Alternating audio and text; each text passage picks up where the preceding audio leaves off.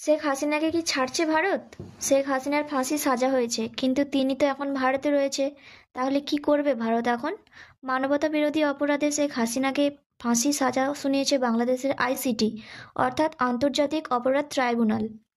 হিংসায় উস্কানি দেওয়া, হত্যার নির্দেশ এবং দমনপীড়ন আটকানোর ক্ষেত্রে পুলিশকে নিষ্ক্রিয় করে রাখা, এই 3 অপরাধে মুজিব কন্যা শেখ হাসিনাকে দোষী সাব্যস্ত করে সাজা শুনিয়েছে বাংলাদেশ আইসিটি।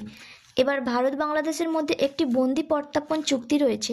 এই চুক্তি অনুযায়ী আদালতের রায়ে প্রত্যর্পণ করানোর মতো অপরাধ হয়ে থাকলে সেই ব্যক্তিকে এক দেশ অপর দেশের হাতে তুলে দেবে।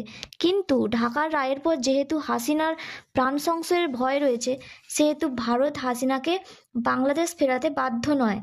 আন্তর্জাতিক মানবাধিকার আইন অনুযায়ী যদি কোনো দেশে কারো জীবনের ঝুঁকি থাকে, তাহলে সংশ্লিষ্ট ব্যক্তিকে আশ্রয় দেওয়া দেশ তাকে ফেরত পাঠাতে বাধ্য নয়। হাসিনার ক্ষেত্রেও এই আইনের কথাও তুলে ধরতে পারে ভারত। তবে হাসিনাকে ফেরত চেয়ে ভারতের কাছে চিঠি লিখবে ঢাকা। ভারতের কি হাসিনাকে ফেরত পাঠানো ঠিক হবে? কমেন্টে জানান।